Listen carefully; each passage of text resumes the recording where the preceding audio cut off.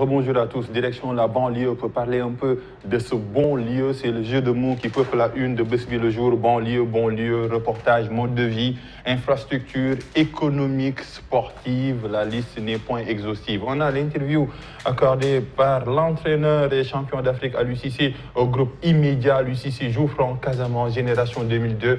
Sacre des Lions. Beaucoup de points au menu de cet entretien exclusif accordé au groupe immédiat. Après Bës Bi Le Jour, on enchaîne un peu avec tout simplement les ménages, hausse unilatérale des prix du sucre, ménages et marchés dans le désarroi avec un point d'exclamation, commerçants et consommateurs étalent leurs inquiétudes, le gel des importations et les spéculations pointent du doigt, l'homologation unilatérale du prix du sucre par le ministre du Commerce est décriée et le dernier point, l'État sommet d'intervenir et de revoir les prix à la baisse. Après Sud Quotidien, on enchaîne avec le quotidien, les raisons du ministère.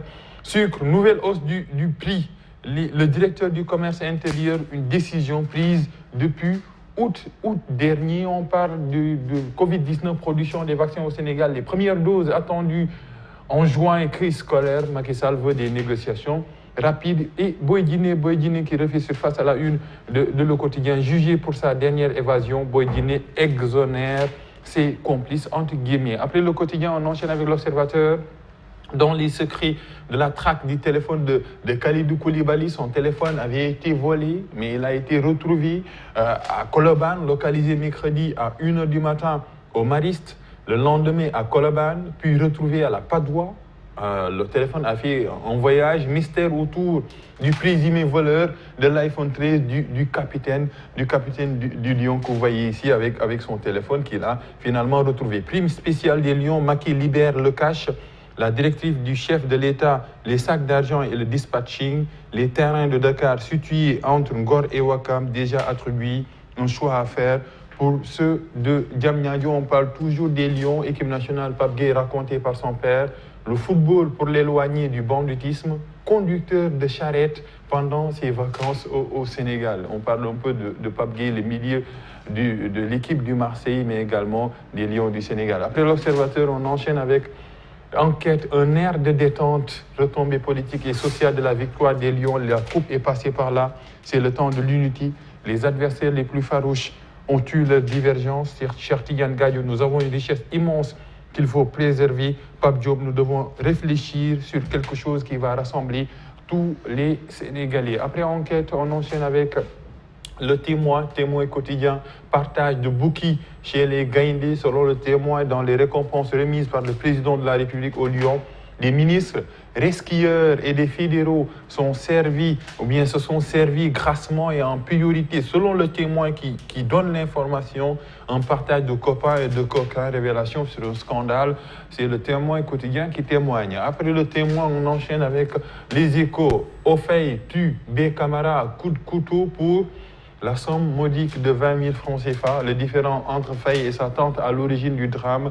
Le meurtrier tente de fuir, mais il est vite rattrapé par la police. Les Lions, actualité heureuse toujours, les Lions toujours à l'honneur. 4 jours après le triomphe, on se rappelle, le 6 février, qui ose oublier cette date, qui demande la présentation du trophée dans les 14 régions du Sénégal et la publication d'un ouvrage et d'un film sur le sacre pour tout simplement immortaliser ce moment. Ahmed Yahya, président de la Fédération mauritanienne de football, c'est mérité. Kayla Diouf m'excuse, mais avec ce trophée, Sadio Mané devient le meilleur joueur de tous les temps du football sénégalais. Il faut attendre dans les heures à suivre la réaction du double ballon d'or, forcément. Après les échos, on enchaîne avec Alpha Quotidien, l'alchimie du succès Yewwi Askan Wi, le succès pour les élections locales, mais un succès tout simplement rangé aux oubliettes par le grand succès des Lions. Après Alpha Quotidien, on enchaîne avec Vox Pop, une pyramide de faux pour pomper des comptes, scandale à la Société